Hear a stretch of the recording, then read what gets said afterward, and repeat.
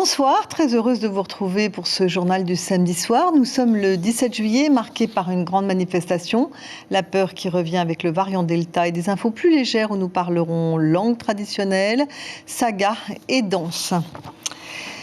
Mais commençons par cette marche de protestation. Elle a réuni sous différentes bannières, mais un seul objectif, 3000 personnes, une foule donc, et cela faisait longtemps que ce n'était pas arrivé. À une semaine de la visite du président de la République, une manifestation de force pour dire que l'ère atomique n'est pas un chapitre clos. C'est d'ailleurs l'un des thèmes que nous allons évoquer avec Anthony Géros, vice-président du Tavini et compagnon de route d'Oscar Temaru depuis toujours. Il est notre invité ce soir. Pas de nouveau décompte du variant Delta. Les nouvelles données ne tomberont pas avant lundi, mais la situation est grave alors que le taux de couverture vaccinale n'a pas encore atteint les 30%. Les Polynésiens sont-ils en train de perdre l'usage du reo maui? Un quart de la population seulement maîtriserait les langues polynésiennes et ce quart-là se situe principalement dans les îles. Un projet d'enseignement bilingue à l'école primaire est à l'étude, exemple à Raivave où nous nous rendrons dans un petit moment. Temps mitigé à Mataya, mais il fait toujours beau pour les 700 enfants accueillis cette année à la Saga, l'œuvre d'une vie, celle de Doudou, cornette de Saint-Cyr, qui malgré les hauts et les bas entre crise sociale ou sanitaire, arrive toujours à organiser des semaines bonheur pour des enfants qui en ont besoin. On va les rejoindre en fin de journal. Deux cortèges qui se rencontrent, l'un venu de l'ouest, l'autre de l'est, et l'on ouvre bien sûr ce journal avec cette grosse manifestation. Finalement, ce sont près de 3000 personnes qui ont marché et qui se sont retrouvées devant la stèle de Povana Opa sur la place Taraoi. Les contestataires portaient différentes banderoles, ils sont membres du Tavini, Wiratira, des confessions religieuses et des associations qui militent pour l'indemnisation des victimes du nucléaire. Une manifestation qui commémore le tir Centaure du 17 juillet 1974. Selon les organisateurs, cet essai aurait touché plus de 110 000 personnes par ses retombées radioactives. Plusieurs malades sont venus témoigner. Le reportage tout de suite d'Ismaël Tahiyata et Patrick Sing. Un champignon atomique dans le ciel de Mururoa et un centaure qui n'en fait qu'à sa tête. Conséquence, les nuages toxiques contaminent lourdement Mururoa et ses environs. Aidés par le vent, ils prennent la direction de Tahiti. On avait dénoncé ça à l'époque et malheureusement on nous prenait pour des fous. Et là, il y a quelques mois de ça, le livre Toxique approuve tout ce que nous avons dit depuis plusieurs décennies. Maïré, âgée de 5 ans à l'époque, vivait à Pire 1. En 2010, elle est reconnue victime de maladies radio-induites. En 1997, j'ai eu un cancer du sein. J'avais 28 ans, donc on était obligé de partir sur la France. Et tu sais bien que quand tu pars sur la France, tu t'éloignes de ta famille. 23 ans après, je rechute de l'autre côté. Et donc ça s'est avéré carcinomateux. Ça a été découvert le 19 avril 2020 aussi. Des familles entières décimées. Aujourd'hui, les rescapés osent parler, pendant qu'ils le peuvent encore. De mon côté, mon papa a travaillé en 1966 à Mururoa et il est mort d'un cancer des poumons. Ma maman est morte d'un cancer du pancréas. Mon mari qui a travaillé à Mururoa de 1974 jusqu'à 85. Pourquoi il est revenu? J'ai demandé à l'amiral de le ramener parce que j'allais vacciner ma fille en 85 sur la France à l'hôpital d'Enfer-Rochereau. On était à Saint-Vincent-de-Paul. Et sur mes enfants, j'ai ma fille que j'ai perdue en 85 alors qu'elle avait que 5 ans. Et j'ai une fille aussi qui est malade, cancer de la thyroïde, et moi, cancer de la thyroïde. Mon mari, il a eu un AVC en 2010. Nous vivons dans ma famille, j'ai mes sœurs, j'ai mes nièces qui ont été opérées de la thyroïde. Ils sont tous là, ils sont venus pour me soutenir pour ce que j'ai de mon intervention d'aujourd'hui. Après l'inscription de la Polynésie sur la liste des pays à décoloniser, le Tavini passe à la vitesse supérieure. Une plainte au tribunal international de La Haye. J'ai perdu ma mère d'un cancer de la thyroïde et je pense qu'il est temps que l'État reconnaisse les torts, les dommages que je le fais pour nos enfants, pour tous ceux qui ont souffert et qui vont sûrement un jour devoir affronter des décès et la maladie, des maladies radio-induites. La procureure de la Cour pénale a bien reçu la communication du président du Tavini Atira en 2018. Aujourd'hui, ce procureur nous demande des plaintes individuelles. Et donc, nous mettons en œuvre cette plainte-là depuis déjà 2 mois. Pour Oscar Temaro, l'État est juge et partie. Seule une autre plateforme peut régler le problème du nucléaire en Polynésie. Macron a fait une déclaration une fois à Alger quand il a rencontré Bouteflika en disant que la colonisation est un crime contre l'humanité. Quand il viendra ici, je lui dirai, vous êtes en plein dedans. Hein, c'est la colonisation qui est à l'origine de toutes ces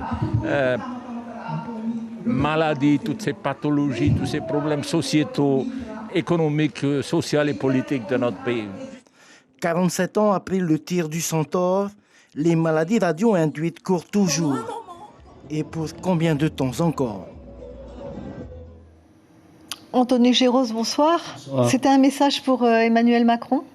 Oui, c'est un message pour Emmanuel Macron, mais c'est un message également pour l'ensemble de la Polynésie, de la population polynésienne, qui sont directement concernés par les conséquences de ces essais. Alors, vous avez beaucoup critiqué la table ronde de Tavini, mais vous n'y avez pas participé. Pourquoi? Ça aurait pu élever le débat? Voilà, depuis le 17 mai, lorsque ce pays a été, 2013, lorsque ce pays a été réinscrit sur la liste des pays à décoloniser, tout le débat institutionnel relatif à ce genre de situation doit se faire sous l'égide des représentants de l'ONU, parce qu'on ne peut pas demander à une patrie qui a été colonisatrice, qui a été à l'origine de ce pourquoi on se lève aujourd'hui et contre quoi on se lève, de venir nous dire ce qui est bien, ce qui n'est pas bien et comment il faut faire. Donc on a besoin d'avoir un partenaire qui puisse tenir entre les deux parties pour arbitrer le débat. Ce débat-là, il doit prendre l'allure d'un débat qui puisse permettre aux uns et aux autres de se retrouver là où on ne se retrouve pas. C'est un monologue. D'ailleurs, vous voyez les résultats de la table ronde, on est en plein monologue. Alors, qu'est-ce que vous comptez faire pour l'arrivée du président Macron? Pour l'instant, il n'y a pas encore de décision qui a été prise. Mais nous savons que en ce moment, on prépare quelque chose pour pouvoir justement l'accueillir. Dites-nous-en un peu plus. Une manif? Il n'y a pas grand-chose à dire. Hein. Ce pays a tellement souffert dans sa chair de ces essais nucléaires et continue à souffrir. Et quand on voit qu'aujourd'hui, les éminentes matières grises scientifiques nous prédisent que les maladies radio-induites ont un effet transgénérationnel, on se pose la question de ce qu'on va léguer à nos enfants demain, à nos futurs héritiers. Et donc ce débat-là, je ne sais pas si on pourra le tenir dans une simple visite comme ça, de courtoisie entre le président Macron et notre président. Par contre, s'il est prêt à venir débattre de la réinscription du pays sur la liste des pays à décoloniser et de dire pourquoi, à chaque fois que la 4e commission examine le dossier de la Polynésie, les 2 représentants diplomates de la France sortent de la salle, on pourra commencer à débattre. De dire également quelles sont les intentions de l'État au niveau de l'indemnisation de tous ceux qui souffrent aujourd'hui dans leur chair. De dire également quels sont les moyens que l'État compte déployer pour nettoyer cette contamination qu'ils ont laissée non seulement à Moruroa Whangatōwhā, à Tureia et dans beaucoup d'atolls de la Polynésie. Vous pensez que vous allez pouvoir le rencontrer, ou du moins qu'Oscar Temaro va pouvoir rencontrer le président Macron? Ça ne se fera pas. D'abord, c'est au président Macron qui vient chez lui, ici, à demander à rencontrer M. Temaro.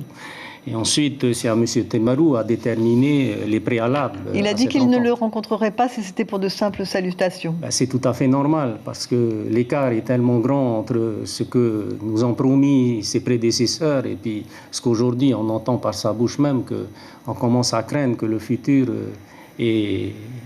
risque de causer beaucoup de problèmes pour nous.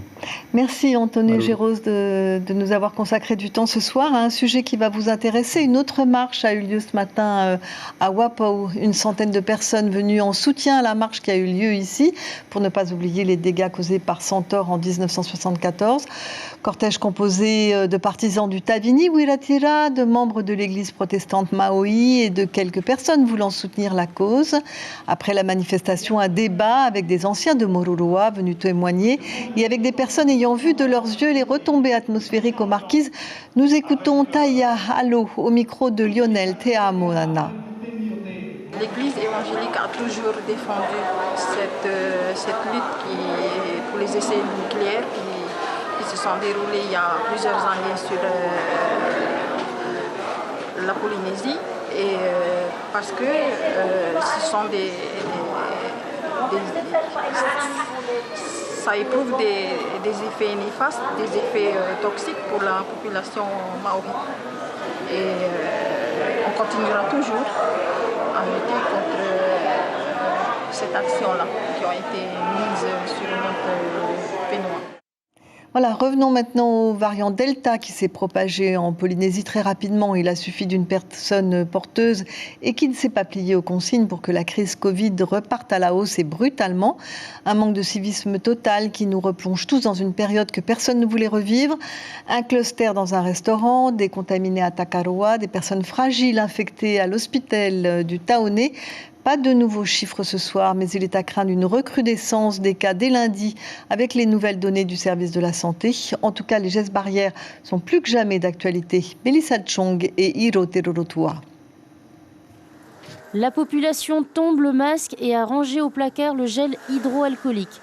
Alors qu'un nouveau cluster de la Covid-19 a été identifié dans un restaurant de la place, où 15 personnes ont été testées positives, on observe un certain relâchement des mesures barrières. Là, par exemple, il n'y a personne, du coup, on ne porte pas le masque. Mais quand il y a du monde, dès qu'il y a du monde, en vrai, si, il faut quand même le porter un minimum, quoi. Alors moi, je dis ça, j'ai jamais porté le masque. Donc, que ce soit au début du corona qu'à la fin, ça n'a jamais vraiment été utile et je ne l'ai jamais eu. Enfin, j'ai jamais eu les symptômes. Donc pour moi, ça n'a pas vraiment changé, qu'il y ait les restrictions ou pas. Il fait chaud, il faut porter le masque, c'est bon, quoi. Hein. Donc après, on ne respire plus et puis on respire seulement notre air chaud. Et ah non, moi je ne supporte pas. Moi je préfère être libre comme l'air et puis ceux qui sont malades, n'a qu'à eux porter le masque. Je pense aussi que la population, on en a marre, quoi. Hein. On en a marre et puis nous, on ne peut plus vivre, on ne peut plus respirer du tout l'air frais, quoi. Et en tout cas, pour moi, je préfère me promener comme ça. Hein. Nous, on habite à la presqu'île, donc du coup, il y a peut-être moins de monde. Donc du coup, on a moins de chances d'attraper pour moi. Quand certains sont encore sceptiques face à l'efficacité des mesures barrières telles que le port du masque ou encore la vaccination, d'autres préconisent la vigilance. Autour de moi, je savais de ça, que tout le monde, il faut des précautions, mais il y a d'autres qui ne font pas attention. Mais le truc qui fait bien attention, c'est mieux. Pour la population, c'est mieux. Pour l'heure, on compte plus d'une cinquantaine de cas positifs avec une propagation rapide du variant Delta en Polynésie. Direction Raivave maintenant pour parler du Reo Maui. Comment faire pour lutter contre la disparition des langues polynésiennes. Depuis des décennies, tous les hommes politiques veulent en faire leur priorité, mais dans la pratique, rien n'est simple. D'ailleurs, un quart des Polynésiens seulement parleraient encore leur langue et les enfants ne sont pas très intéressés. Alors toutes les initiatives sont les bienvenues. Un projet d'enseignement bilingue dans les écoles élémentaires initié par le gouvernement veut inverser la tendance. Illustration dans une école de Raivave. Le reportage tout de suite de Mérénie Gamblin et Arthur Thiari.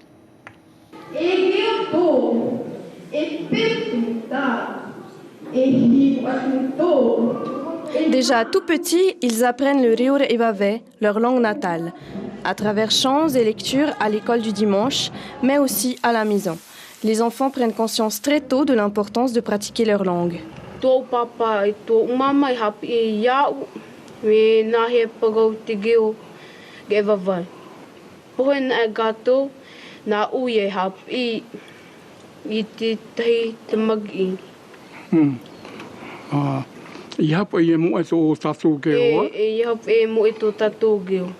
Il est également primordial que la langue soit enseignée dès la maternelle. C'est l'objectif du projet bilingue mis en place par le territoire dans les écoles. Les enfants ont besoin aussi de connaître leur langue et aussi de la perpétuer dans le temps parce que c'est une identité, c'est leur identité qu'ils prônent dans le temps. Donc c'est une bonne initiative venant du gouvernement. Si nous ne faisons rien, dans une génération, nous aurons affaire à une langue morte. Avec l'aide de 2 formateurs, les instituteurs de l'école Hatai Tararoa ont suivi une semaine de formation pour être prêts à enseigner le Reo Re'evawe. C'était vraiment les outiller d'un point de vue didactique et d'un point de vue pédagogique également. Donc ça s'est fait sous la forme d'un distanciel, d'une formation en distanciel qui a été pilotée par le pôle plurilingue de Tahiti. C'est une première à Raivave. Le même programme sera appliqué en Paumotu à Ho et Ana. Cet enseignement bilingue commencera dès la rentrée prochaine. C'est à Maupiti que les Miss ont effectué leur premier déplacement dans les îles. Elles y étaient hier, donc après la fête nationale, mais pas de problème pour le maire qui a fait comme si, et la population a joué le jeu. Le reportage de Itimanakui. Après Veimala Chavez et Matahari Bousquet, c'est au tour de Toumateata Buisson et ses dauphines d'être accueillis à Maupiti. Certes, un rendez-vous qui ne coïncide pas précisément avec la date du 14 juillet, mais qu'importe, pour l'île et ses habitants, c'est un événement important. Bain de foule, dépôt de germes, levée des couleurs, une cérémonie à caractère officiel menée de main de maître par la municipalité. Nos ambassadrices de charme et de beauté ont même assisté au défilé, tout comme les pensionnaires d'une colonie de vacances en provenance de Tahiti, actuellement présente sur l'île. C'est notre première fois sur l'île de Maupiti et le paysage est extraordinaire. Et puis on a eu une cérémonie très émouvante, la population s'est réunie pour l'occasion et puis on y est vraiment reçu comme des reines ici et merci vraiment à tout le monde. Du côté de l'équipe municipale, tout a été mis en œuvre pour que le programme concocté pour cette matinée soit plaisant et agréable avec en toile de fond le profit de la population qui n'est pas restée insensible et qui est venue en nombre pour cette occasion. C'est une fête nationale, pas seulement en France, mais dans les pays d'outre-mer.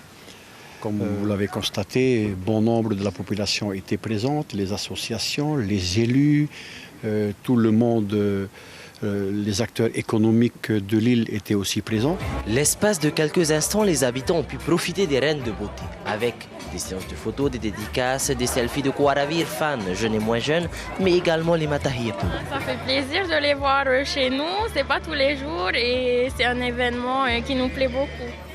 Finalement, les Miss sont reparties souriantes et ravies, avec dans leur bagage quelques cadeaux et comme il se doit, avec les couronnes traditionnelles de Maupiti qui feront sans aucun doute de nombreux envieux. En bref, ce n'était pas grand beau temps à Paia sur le Marae Araurau, mais pas de pluie cet après-midi, ce qui a permis au groupe Non Aéré de se produire devant 650 amateurs de danse traditionnelle. Un spectacle organisé par le conservatoire qui avait aussi invité des jeunes des quartiers prioritaires, une centaine au total venus de Maïna, Papeete et Papara. À Mataya, 3 semaines déjà que les enfants s'amusent à la saga. Elle a débuté le 27 juin et continuera jusqu'au 1er août. Cette année, 722 enfants sont inscrits. Tous bénéficient d'un programme d'une semaine durant laquelle ils découvrent ou redécouvrent la navigation à la voile. Direction le Motu Ovini de Papeari pour aller à leur rencontre Eyari, Tayata et Mirko Vanfou. Il est l'heure pour nos petits moussaillons de retrouver la terre ferme. Depuis lundi, ils sont à l'eau. Toutes les conditions étaient réunies pour une semaine de pur bonheur. On s'est trop bien amusés. Ouais. Et on a été un petit peu terrible, mais bon. Ça va. Vous êtes un peu triste de rentrer, du coup, c'est fini? Oui, un petit peu. Oui, un petit peu. On a voulu rester encore 2 semaines. Pendant cette semaine, les enfants ont été répartis en 12 groupes, des plus petits aux plus grands. Qu'est-ce que vous avez appris? On a appris de l'optimisme, des topazes, et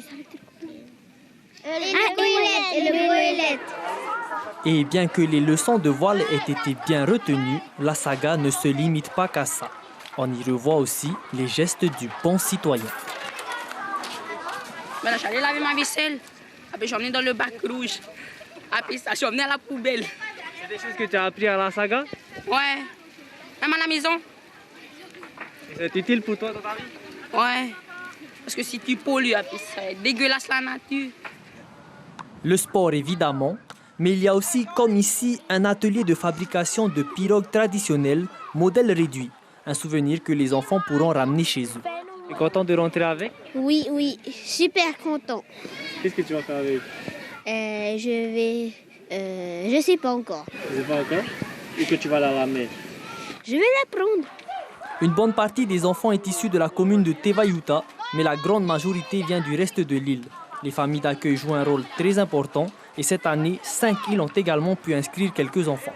tous les ans. Ce qui est formidable, c'est que la famille Saga s'agrandit. Là, on est à la 29e édition. Il faudra l'année prochaine fêter les 30 ans. Ça sera un grand moment. Et puis, on espère surtout repartir dans les îles. Le rêve, c'est de partir dans les îles sous le vent et pourquoi pas dans les Tuamotu. 146 enfants étaient inscrits pour cette semaine. 2 autres groupes les succéderont pour les 2 prochaines semaines. Moussaillon, Pirate ou Grand Navigateur. Nous verrons bien ce que cela donnera. Voilà pour l'info ce soir en Polynésie. Je vous en rappelle la principale, la manifestation pour la commémoration du tir nucléaire Centaure qui aurait contaminé une grande partie de la population polynésienne de l'époque. Elle a réuni 3000 manifestants à Papeete. Les responsables associatifs, les leaders religieux et politiques se sont exprimés ainsi, et c'est une première, que tous ceux qui pensent avoir été victimes directes ou collatérales des essais atomiques. Ce soir, nous vous proposons en télé la diffusion d'un téléfilm français intitulé Meurtre à Dunkerque. Il sera suivi d'une série américaine, Le Passage. Voilà, merci d'avoir suivi ce journal jusqu'à son terme. Demain, les matinales radio seront présentées par Abinera Temataotoa et David Chang. Vito et moi-même aurons le plaisir de vous retrouver pour les journaux télévisés. Je vous laisse avec ces belles images de Mirko Vanfo tournées à la Saga dans la commune de Papeari. Très belle soirée, à demain. Jamais navigué, jamais navigué, jamais navigué. Il était un petit navire qui n'avait jamais navigué, jamais navigué, jamais navigué. Il voulait franchir l'horizon, défier les courants et vivre de sa passion. Poussé, porté par le vent, tels nos ancêtres. Mais ce navire était tout petit. Retrouvez ce programme en replay sur notre site internet.